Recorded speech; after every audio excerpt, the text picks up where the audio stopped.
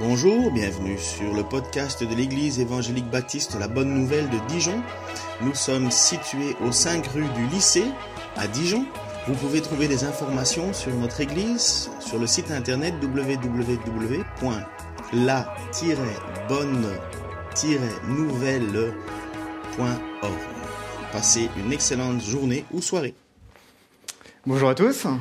Et puis bonjour à tous ceux qui sont sur Internet et puis qui écoutent peut-être en replay. Donc la vidéo qu'on vient de voir, elle introduit parfaitement en fait ce que je vais vous présenter, même si en fait c'est pour un livre, mais du coup ça marche très bien avec ce que je vais vous dire. Du coup aujourd'hui, vous vous en doutez, on va parler de l'univers, rien de moins que l'univers.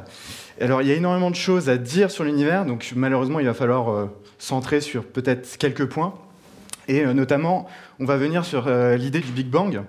Mais je vais faire beaucoup de digressions avant, beaucoup peut-être de parenthèses, je vais essayer de me contenter de mes notes quand même, un minimum. Mais voilà, et j'espère aussi de ne pas aller trop vite, parce que c'est des choses qui sont peut-être parfois un peu complexes. Et voilà, je vais essayer d'y aller doucement, tranquillement. Si vous voyez Ken qui s'agite un peu de temps en temps, je lui ai dit de me dire quand ça va trop vite, donc vous inquiétez pas.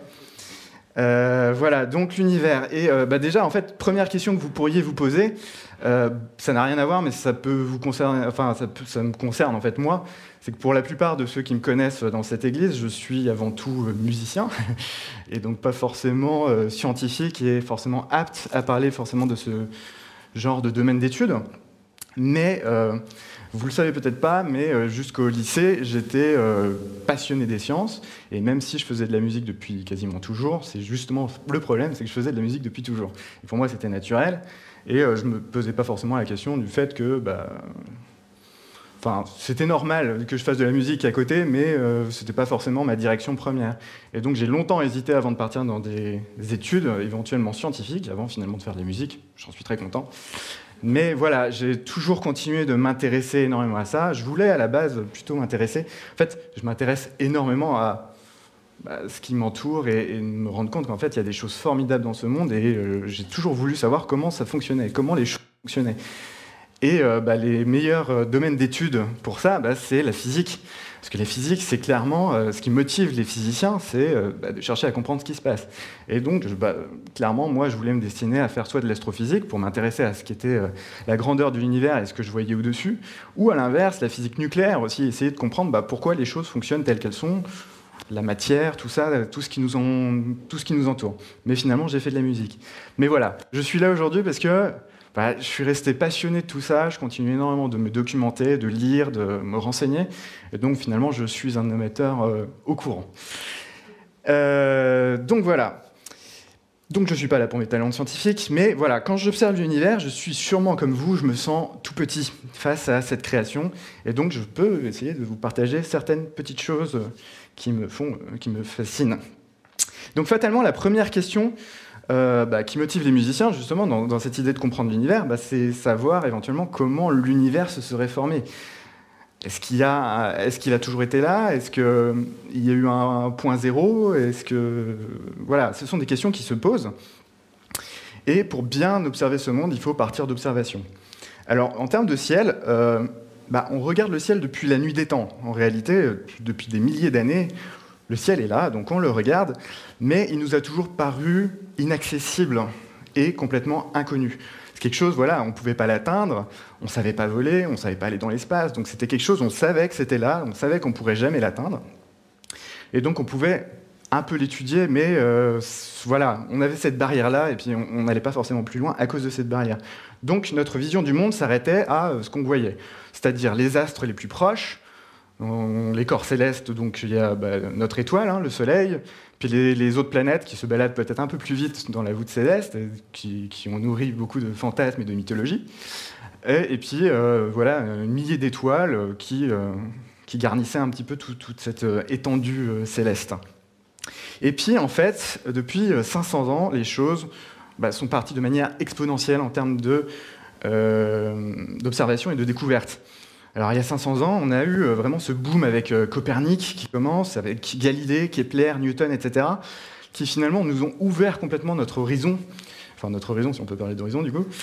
Voilà, ça nous a permis de passer par l'héliocentrisme déjà, qui était quelque chose de très compliqué, donc le fait que le Soleil soit au centre de notre système solaire, et que finalement, nous, on tourne autour de ce Soleil. Donc c'était quelque chose qui a été difficile à faire accepter au début, et finalement qui nous a replacé, déjà qui nous a posé cette question de finalement on n'est pas le centre de l'univers. Enfin déjà l'univers qu'on imaginait, c'est que déjà on n'est même pas au centre de notre propre système solaire, et tout en sachant qu'on ne savait pas trop ce qui se passait encore au-delà.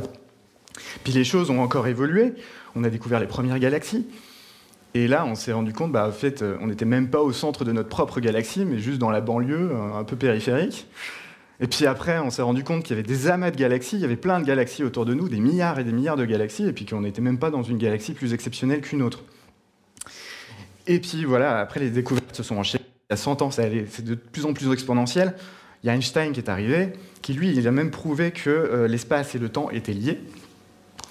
Et puis après, voilà, il y a 50 ans, on va dans l'espace.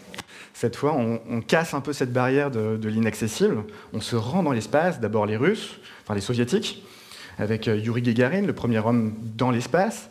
Et puis ça continue après avec justement cette guerre froide qui a nourri de grandes explorations finalement spatiales et qui nous ont permis de faire énormément de choses à ce niveau-là, avec du coup le premier homme sur la Lune il y a 50 ans déjà.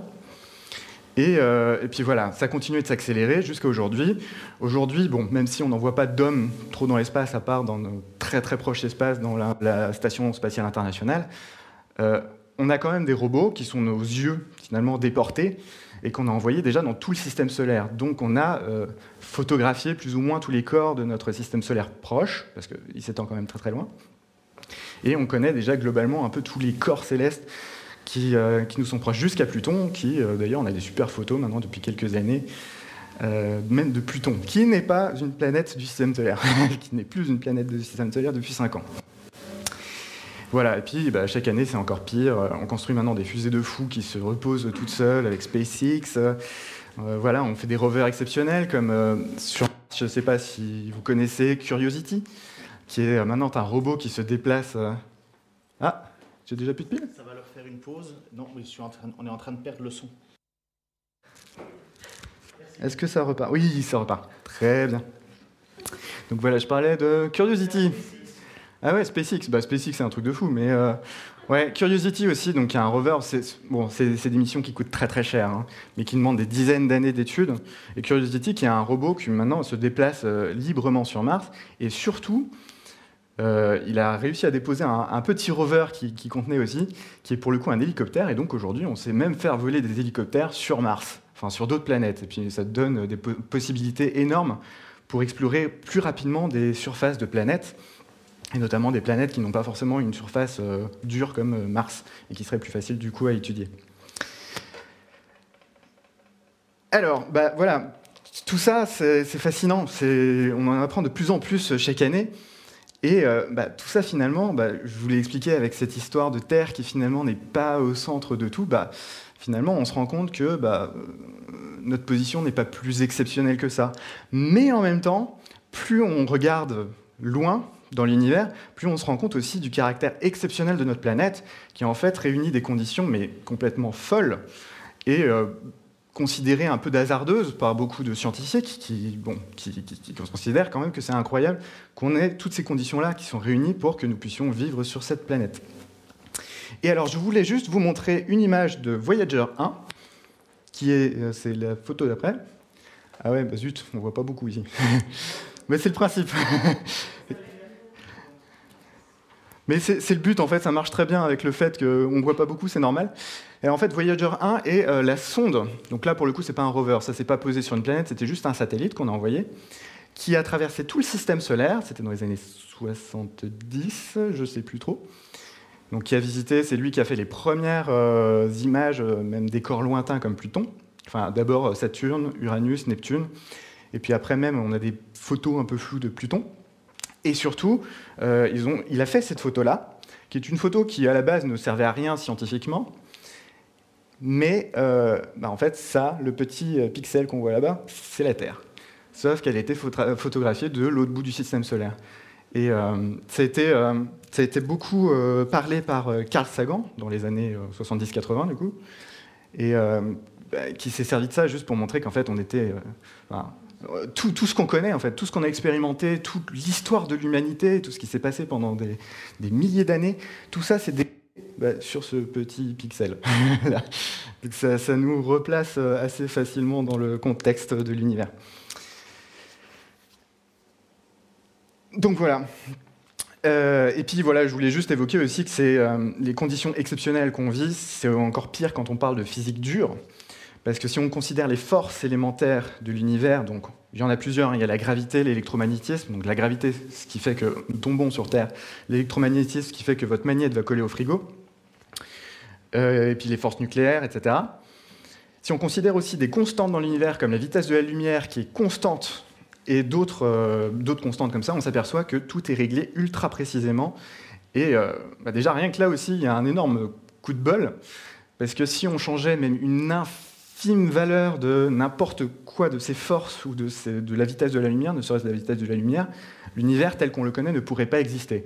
Il ne pourrait pas s'agréger en forme, on ne pourrait pas exister, tout simplement. Donc pour approfondir sur cette idée que l'observation et cette recherche de compréhension du monde est importante et surtout même encouragée par la Bible, je vais vous reciter, on l'a évoqué tout à l'heure, un passage du coup aux Épîtres aux Romains de Paul. Bon, dans un contexte un peu particulier parce que l'apôtre est en train de blâmer des païens qui refusent de reconnaître Dieu malgré toutes les preuves qui rendent son existence manifeste, à commencer par la grandeur de la création. Et au lieu de cela, ils honorent des images représentant des hommes ou des animaux, des idoles. Au verset 18, il nous dit, je vais le dire ici, « La colère de Dieu se révèle du ciel contre toute impiété et toute injustice des hommes qui retiennent injustement la vérité captive. Car ce qu'on peut connaître de Dieu est manifeste pour eux, Dieu le leur ayant fait connaître. En effet, les perfections invisibles de Dieu, sa puissance éternelle et sa divinité, se voient comme à l'œil, depuis la création du monde, quand on les considère dans ses ouvrages. Ils sont donc inexcusables. » Alors, tout à l'heure, on a chanté « Infiniment grand » et j'aimerais rebondir là-dessus. L'infini, c'est quoi ? Nous, dans la vie de tous les jours, on ne se rend pas forcément compte de ce qu'est l'infini et à quel point on n'est juste pas prêt d'appréhender ça. Pour nous, l'infini, c'est plus dans l'idée de parler de grandes choses en général. En science, dans la science du réel, donc celle qui va intéresser plutôt les physiciens, pour eux, on trouve cet infini. Alors, quand on parle d'infini, on va le trouver dans, par exemple, l'infini petit, l'infiniment grand. Donc, l'infiniment petit, c'est l'idée que on va descendre dans la matière. Donc, moi, je suis formé de matière, qui est formée peut-être de sang, qui est formée de globules rouges, qui est formée de molécules, qui est formée d'atomes, et puis on peut descendre. Et donc là, on va parler d'infiniment petit, plus on va descendre dans la matière. Puis à l'inverse, quand on va parler de l'infiniment grand, on va parler du coup de la Terre, les étoiles, les galaxies, tout ça. Mais tout en sachant que potentiellement, il y a une limite, et c'est fini. Et c'est vrai que si on descend dans la matière, aujourd'hui, on sait que les atomes sont composés, c'est pas finalement si insécable que ça. Atomos en grec, ça veut dire insécable à la base. On s'est rendu compte qu'en fait, on pouvait descendre encore un petit peu plus dans la matière, avec les protons, les neutrons. Finalement, les protons et les neutrons sont aussi composés de plus petites particules, les quarks. Et on peut descendre comme ça encore un petit peu. Et puis après, maintenant, on émet des théories pour se dire, voilà, il y a peut-être quand même, potentiellement, il y aurait une particule complètement élémentaire qui ferait qu'il y ait une base de tout. Mais à un moment donné, on pourrait ne plus descendre. Donc l'infini ne serait pas complètement infini chez les physiciens. Et donc, il serait effrayé, en fait, s'il y avait un vrai infini, parce que le but d'un physicien, au-delà de l'expliquer, lui, il veut l'expliquer en mettant une équation en place. Et grâce à une équation, ça permettrait de simuler des phénomènes qu'on expérimente, et par ces simulations, vérifier si le réel concorde avec la simulation. Et le problème, c'est que si on fait intervenir le petit signe infini dans une équation, en fait, cette équation, elle est purement théorique, et puis ça n'aurait aucun rapport avec le réel tel qu'on le connaît.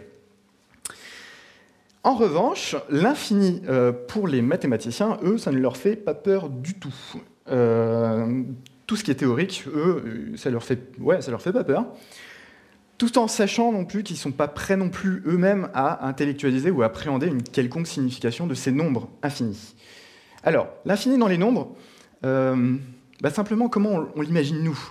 Alors quand on est petit et qu'on apprend à compter, il y a cette expérience assez marrante, se dire qu'il y a peut-être une limite, mais insaisissable de savoir quel nombre il peut y avoir après. Quand on est petit, on apprend à compter jusqu'à 10, puis on demande qu'est-ce qu'il y a après 10, il y a 100, puis après on demande, il y a quoi, il y a 1000, et puis on est toujours fasciné par savoir qu'il peut y avoir quelque chose après. Le temps qu'on apprenne, bon, voilà, on apprend, on est content, et puis après 1000, on dit, il y a quoi, il y a les millions. Et puis voilà, on est fasciné par ça. Et puis à un moment donné, nos proches, nos professeurs nous disent, voilà, après il y a le milliard, et puis pas forcément, ils ne savent pas forcément ce qu'il y a après non plus, ou les noms qu'on va utiliser après. Donc on s'arrête à milliard, et puis finalement on se dit c'est déjà assez grand, et puis finalement on perd avec le temps cette fascination de savoir ce qu'il y a après.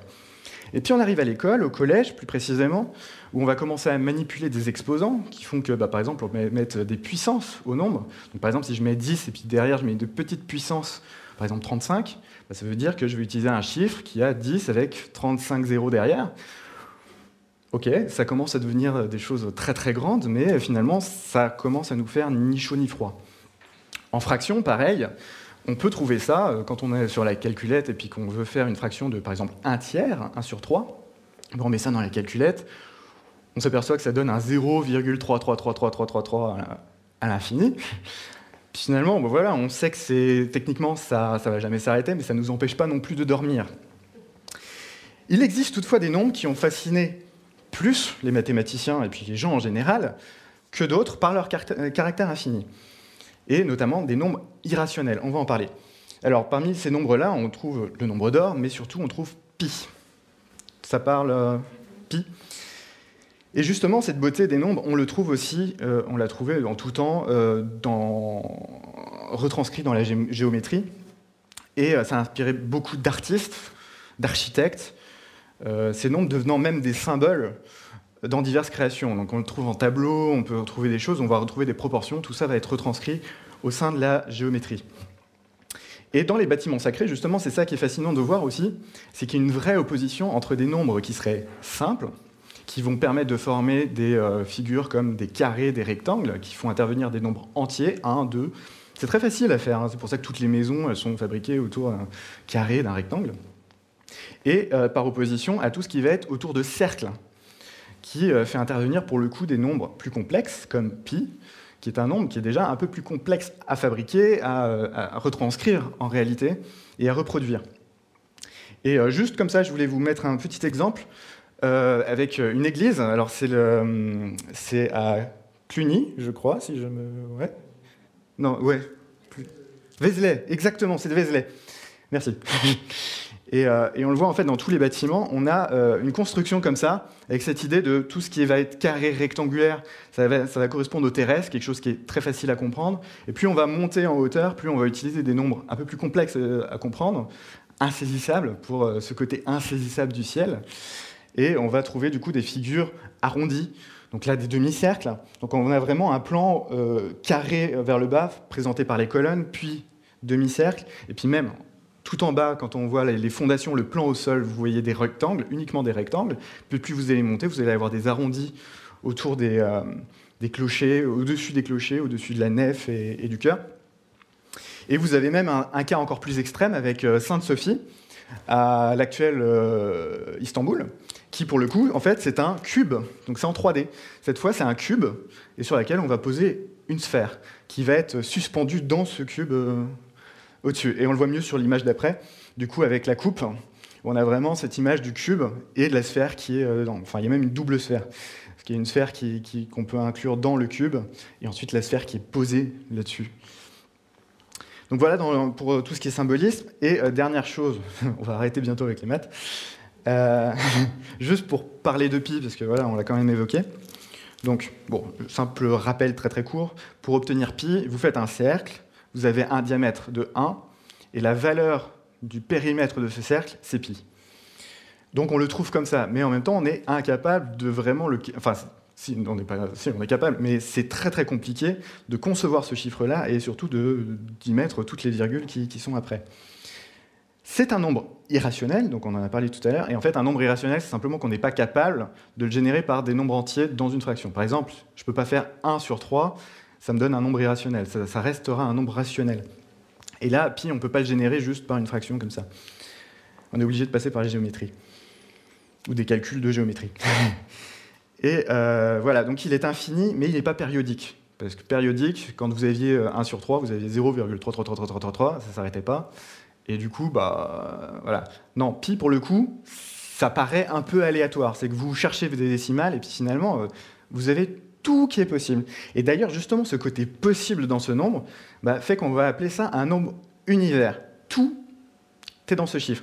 Alors, je vais vous laisser regarder une vidéo de Science Étonnante, qui est un vulgarisateur sur YouTube, ça vous permettra de faire une petite pause, et qui explique ça bien mieux que moi, pour dire à quel point pi peut être un nombre fascinant.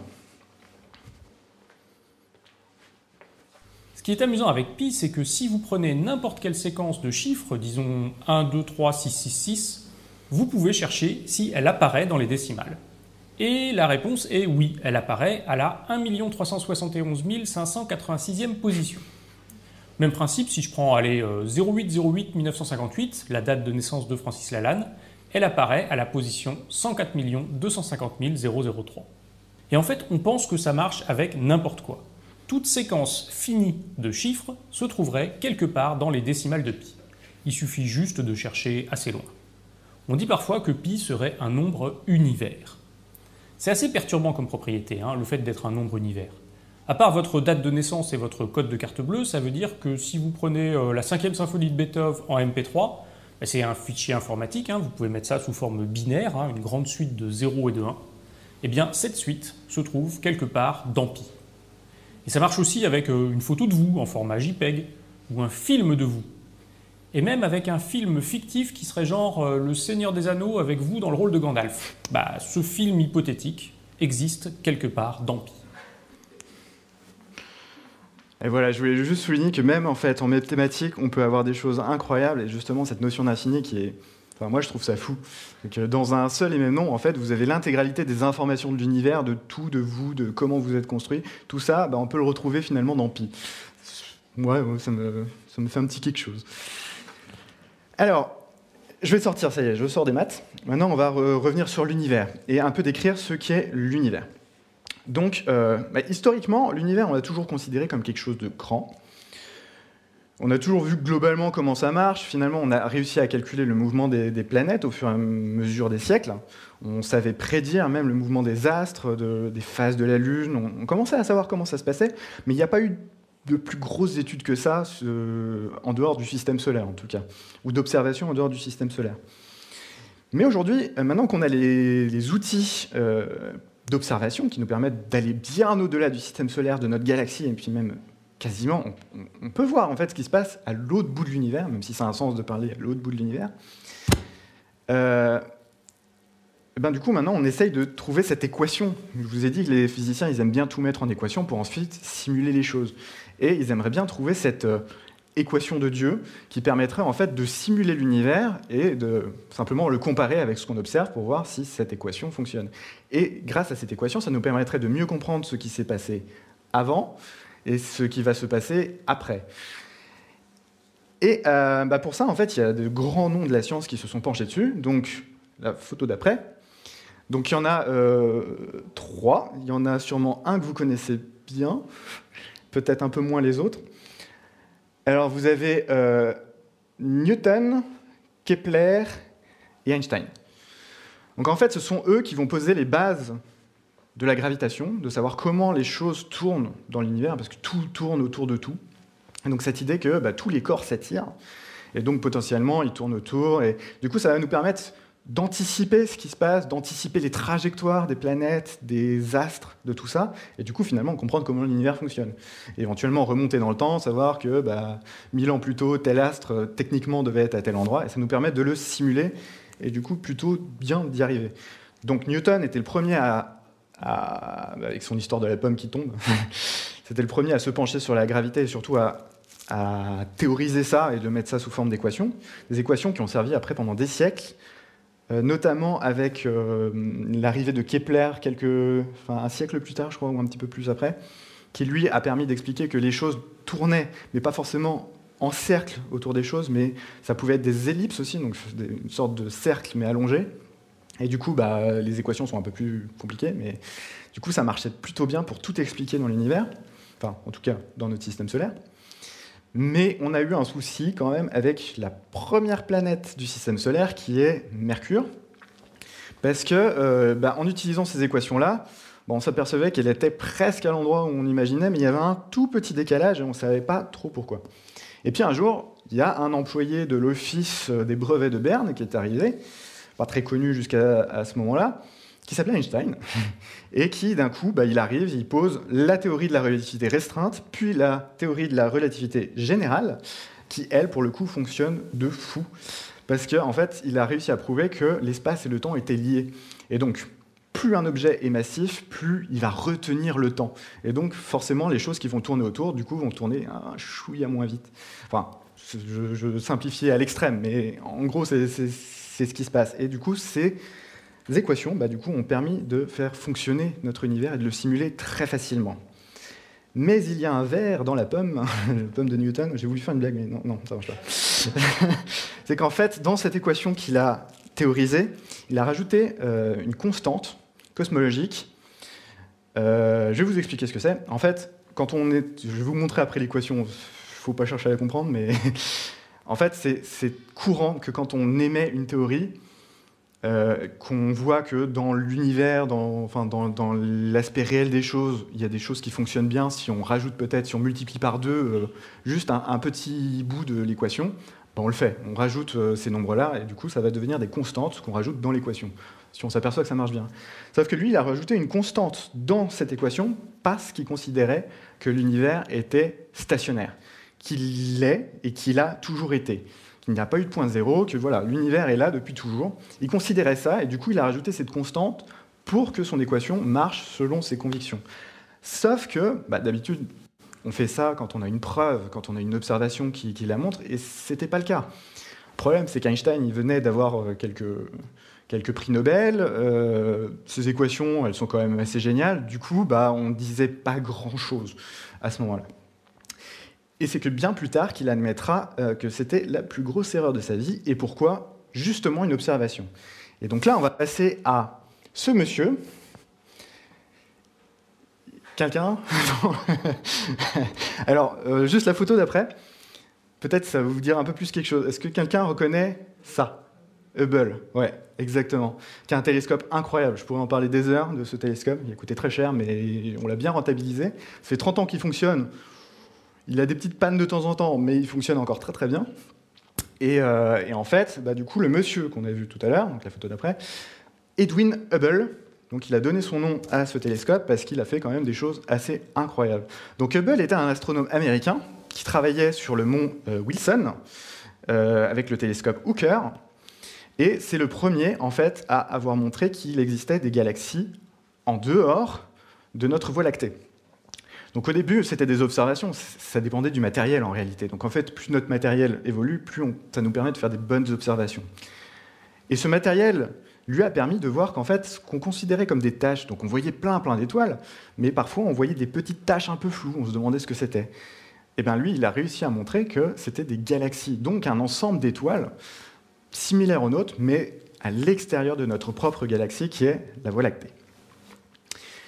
Et donc, ça fait un petit choc, parce que ça nous a permis de voir que l'univers était déjà un tout petit peu plus grand que ce qu'on imaginait. Il ne s'arrêtait pas à notre propre Voie lactée.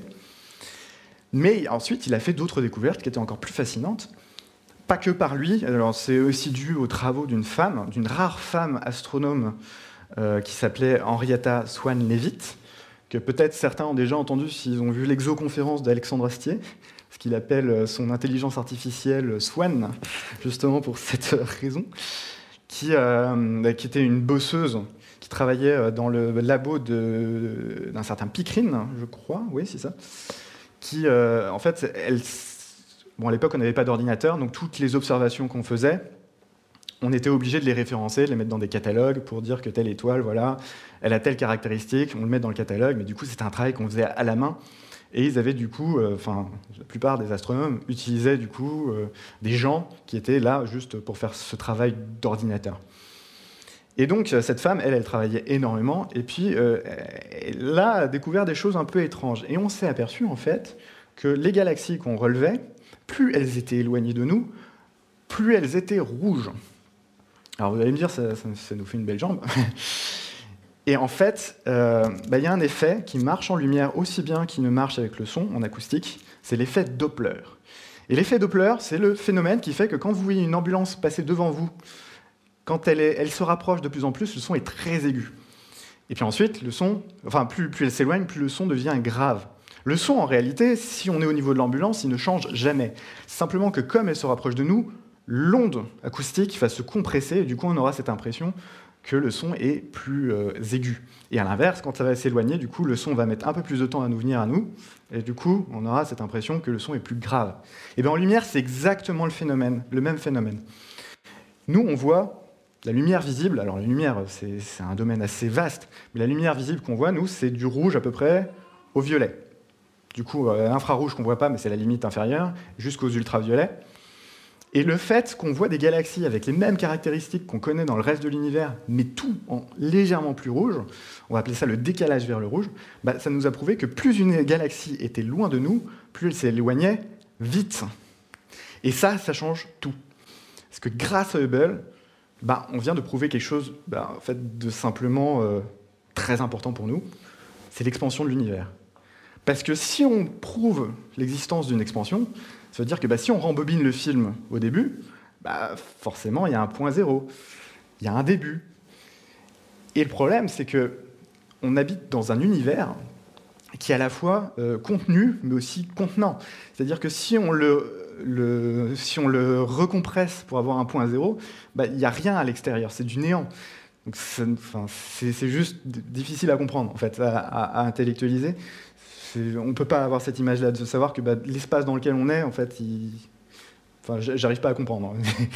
Mais du coup, ça veut dire qu'il y a ce point zéro, mais c'est surtout qu'il est parti de nulle part, du néant. Mais nous, on sait, en fait. Nous, on l'a lu, c'est la première chose qu'on lit quand on ouvre notre Bible, première page.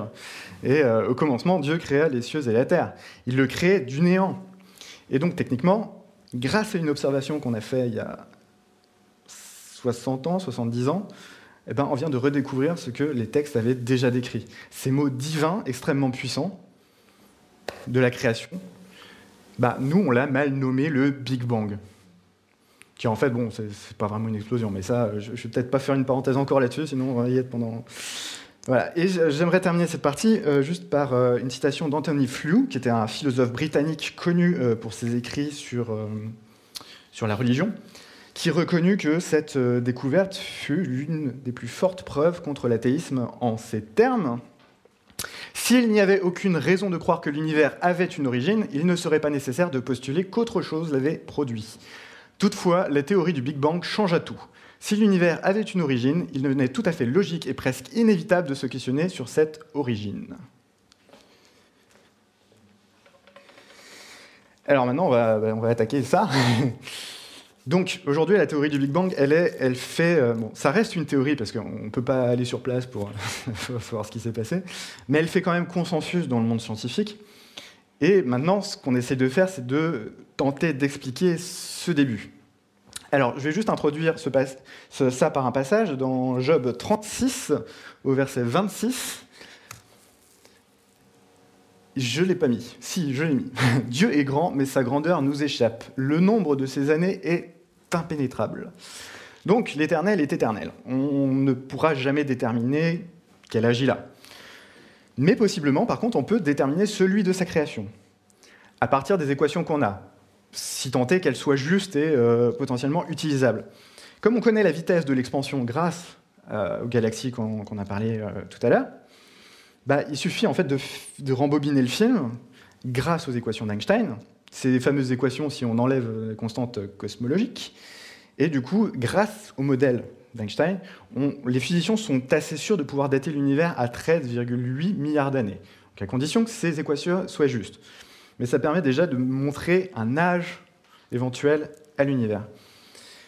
Grâce à ces équations, on est aussi assez confiant sur le fait de connaître tout le déroulé de l'histoire de l'univers, quasiment du point zéro jusqu'à 13,8 milliards d'années, et assez précisément, même si ça couvre des milliards et des milliards d'années.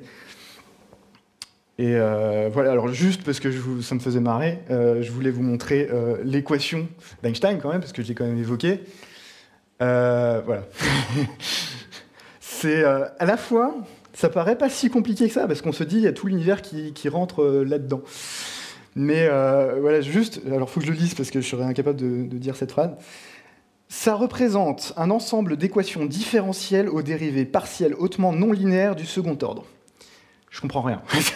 Clairement, en fait, ça a l'air simple, mais chaque lettre correspond à quelque chose de bien, bien plus compliqué, des choses que je serais incapable de réaliser ni de comprendre. Et d'ailleurs, elle est fausse. Parce que si vous voyez le petit a là, c'est le signe lambda en grec. Et en fait, ça symbolise la constante cosmologique. Et donc, en fait, bon, il faut juste la virer pour que ça marche. Mais voilà, elle est encore dans cette... J'ai pas pris la bonne. Hein. Ouais, tu l'avais vu. Hein, Bref.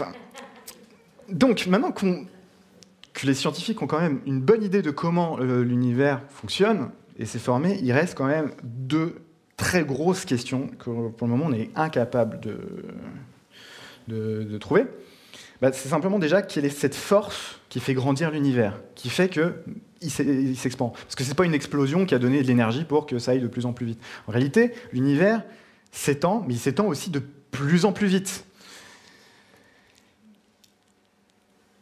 Et du coup, c'est savoir qu'est-ce qui permet... Il y a une force inconnue, clairement, qui fait que ça va de plus en plus vite. Théoriquement, nous, on connaît à grande échelle, la seule force qui est valable, c'est la force de la gravité. Or, le problème de la gravité, c'est qu'elle est censée tout attirer. Donc, techniquement, si on a un univers qui est là, au bout d'un moment, toutes les choses vont finir par s'attirer, se rapprocher, et puis à la fin, l'univers, techniquement, il est censé se recondenser. Or, c'est l'inverse qui se produit. L'univers va de plus en plus vite. Donc, il y a une force, comme ça, qu'on ne connaît pas, et qui fait que l'univers monte. Alors, il y a des théories, on parle de matière noire, d'énergie sombre, mais on ne sait pas ce que c'est. On les évoque juste parce que quand on fait les calculs, on connaît la valeur de cette force, mais on ne sait absolument pas de quoi il en retourne. Ça, c'est la première chose. Et la deuxième chose qu'on ne sait pas, et pour le coup, on ne pourra jamais savoir, c'est ce qui s'est passé au tout premier instant de l'univers. Le Big Bang. Enfin, ce qu'on appelle le Big Bang. Donc, le tout premier instant, alors c'est un instant vraiment tout petit. On part de la seconde 0, enfin du coup qui n'est pas une seconde, et on part à la 10 puissance moins 44 secondes. Donc en fait c'est 0 avec 44 0 derrière, 1 seconde. Donc on sait en fait beaucoup de choses quand même sur l'univers. Mais ça, on est juste incapable de savoir ce qui se passe. Alors, je ne vais peut-être pas rentrer trop dans le détail, mais ça veut dire que toutes les forces qu'on connaît élémentaires, elles doivent cohabiter ensemble. Ça veut dire que la gravité, tout ce qu'on connaît maintenant, ce qu'on sait de la physique quantique, donc pour l'infiniment petit, tout doit se recombiner, et pour le moment, on est juste incapable de comprendre ce qui se passe. Et en fait, techniquement, on ne pourra jamais savoir. Et alors peut-être juste une image pour faire une pause, pour imaginer ça en fait. C'est un peu comme si vous observez, si vous voyez une rivière, vous jetez une brindille dans cette rivière-là, puis vous fermez les yeux. Vous savez qu'il y a un courant, donc techniquement, vous pouvez deviner globalement ce que la brindille va faire. Si vous avez bien étudié le courant, vous savez même exactement quelle trajectoire elle va prendre. Par contre, sur cette rivière-là, il y a une cascade. Et le problème, c'est que au-delà de la cascade, vous ne savez absolument pas ce qui peut se passer. C'est que la branche, elle peut tomber de 40 mètres, elle peut tomber de 5 mètres, elle peut s'accrocher à un arbre, elle peut... c'est un peu tiré par les cheveux, mais c'est un peu là où on en est en physique aujourd'hui, c'est qu'on est incapable d'imaginer, même de théoriser ce qui peut se passer derrière cette cascade et derrière ce mur qu'on appelle le mur de Planck. Donc voilà, la science ne pourra jamais savoir ça. Donc notre quête scientifique du passé s'arrête là, et il n'y aura vraiment aucun moyen, hein, je le redis, que ce soit technologique, de temps, c'est vraiment une limite du connu, et impossible à contourner. La science ne parviendra jamais à percer le mystère de la création à ce moment-là. Mais nous, on sait. Et là, je vais reprendre Jean 1, et on y lit au premier verset que au commencement était celui qui est la parole de Dieu. Il était avec Dieu, il était lui-même Dieu. Au commencement, il était avec Dieu. Tout a été créé par lui, rien de ce qui a été créé n'a été créé sans lui. Et j'enchaîne avec un verset dans Apocalypse 22, au verset 13. Il est l'alpha et l'oméga, le premier et le dernier. Puis je crois que j'en ai un petit dernier pour la route. dans Colossiens 1, qu'on a évoqué, je crois, tout à l'heure. Exactement, petit rappel, teaser, tout ça. Au verset 16 et 17, « Car en lui ont été créées toutes les choses qui sont dans les cieux et sur la terre, les visibles et les invisibles, trône, dignité, domination, autorité. Tout a été créé par lui et pour lui. Il est avant toute chose et toute chose subsiste en lui. Il est avant toute chose. » Donc voilà, en fait, l'univers, finalement, on sait que l'univers, un jour, il n'a pas existé. Enfin, on imagine qu'un jour, il n'a jamais existé. Par contre, dans le néant, il y avait lui qui a permis que cet univers puisse un jour exister. Juste pour terminer un petit peu avec ce chapitre-là, juste pour vous parler de la taille de l'univers, parce que avec c'est infiniment grand, bon, déjà, le fait de parler de taille, ça n'a pas beaucoup de sens. Et en réalité, on ne sait même pas si l'univers a réellement une taille, s'il est fini, infini sans bord.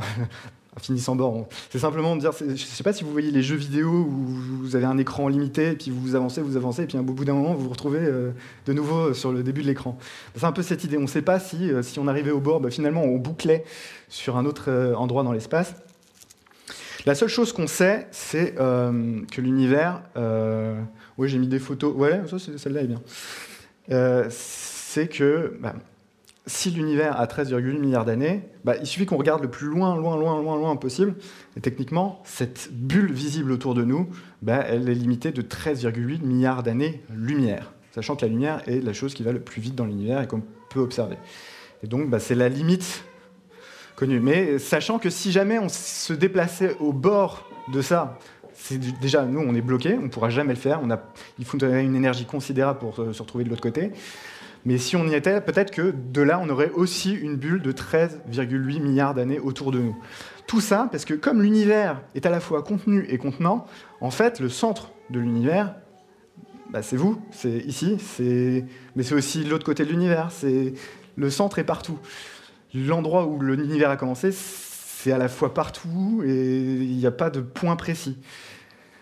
Donc du coup, si le centre était un peu plus éloigné, il y aurait aussi cette bulle de 13,8 milliards d'années visible. Donc en réalité, c'est très très difficile de concevoir une limite à l'univers. Et donc pour terminer ce chapitre sur l'état de la recherche astrophysique aujourd'hui, je vais vous citer Jacob Jastrow, qui est astrophysicien, qui est un astrophysicien américain, qui nous dit « Pour le scientifique qui s'appuie sur le pouvoir du raisonnement, l'histoire se termine comme un cauchemar. Il a escaladé les montagnes de l'ignorance et il est sur le point de conquérir le plus haut sommet. Et alors qu'il atteint le dernier rocher, il tombe sur un groupe de théologiens qui s'y trouvent depuis des siècles. » J'aime beaucoup cette citation. Voilà, alors c'est un petit chapitre maintenant que tout court, mais je ne savais pas où le caser. Et puis je me suis dit, je vais peut-être m'en servir pour faire un petit exemple inverse. C'est qu'on va prendre l'écriture et puis on va voir si on peut retrouver... Bref. Donc voir de voir que c'est intéressant de voir ce que les textes annoncent, par des exemples concrets. Et on va parler cosmogonie. Alors la cosmogonie, simplement, c'est notre vision du monde.